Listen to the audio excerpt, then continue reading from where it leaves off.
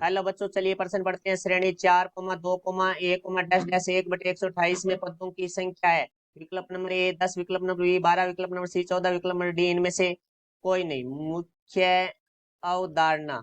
तो हमारा जो प्रश्न है वो श्रेणी और अनुक्रम से संबंधित है। तो हम बात करते हैं गुणोत्तर श्रेणी। तो देखो भाई, हमारी जो गुणोत्तर श्रेणी है वो क्या होती है? यदि हमारे क्रमागत दो पदों का जो अनुपात है वो यदि हमारा बराबर है तो वो हमारी गुणोत्तर श्रेणी होती है। जैसे हमारे पास है ए1, ए2, ए3, इस तरह से ये हमारी एक गुणोत्तर श्रेणी है। तो इसके क्रमागत दो पदों का अनुपात ए2 बटा में ए1 बराबर होता है हमारा ए3 बटा में ए2। तो इसका जो प्रथम पद है वो हमारा होगा ए, जिसे हमारे पास है ए1, जिसका सारा अनुपात है और जिसे हम आर से लिखते हैं वो होगा हमारा ए2 बटा में ए1। और इसके एनवा पद है जो ए एन है वो हमारा होगा ए आर की घात एन माइनस एक।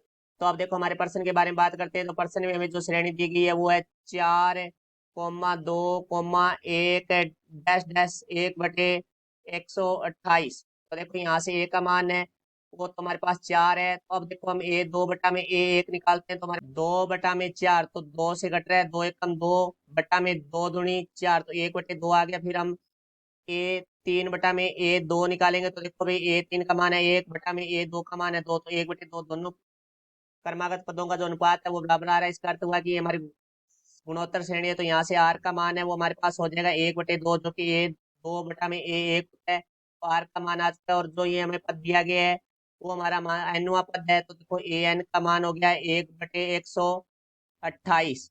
तो अब देखो यहाँ से हम ए एन बराबर हमारा सूत्र था ए आर की घात एन माइनस 1। तो 1/128 बराबर ए का मान है वो हमारे पास है 4, गुणा में आर का मान है वो हमारे पास है 1/2 की घात एन माइनस 1। तो यहाँ से देखो ये 4 गुणा में बराबर आके हमारा भाग में हो जाएगा। तो 1/128 गुणा 4 बराबर 1/2 की घात है एन माइनस 1।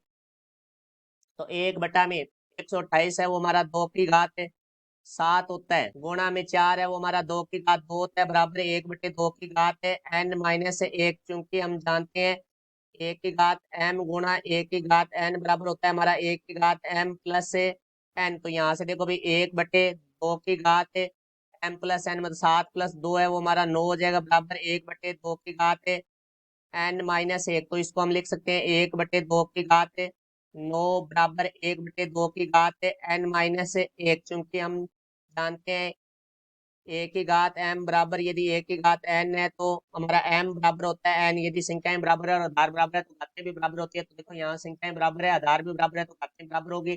तो हमारा आ जाएगा 9 बराबर है एन माइनस 1। माइनस का 1 बराबर से दूसरी तरफ आके प्लस का 1 हो जाएगा, तो 9 + 1 बराबर एन। तो एन बराबर 9 और 1 को जोड़ेंगे तो हमारे पास आ जाएगा 10। तो एन का मान है वो हमारे पास 10 होगा। जो एन है वो हमारा पदों की संख्या, तो यहाँ लिखेंगे पदों की संख्या बराबर है 10, जो कि हमारा विकल्प नंबर ए है। तो हमारे प्रश्न का उत्तर है वो विकल्प नंबर ए है। ये हमारे प्रश्न का उत्तर हुआ। आशा करता हूँ समझाया होगा। धन्यवाद।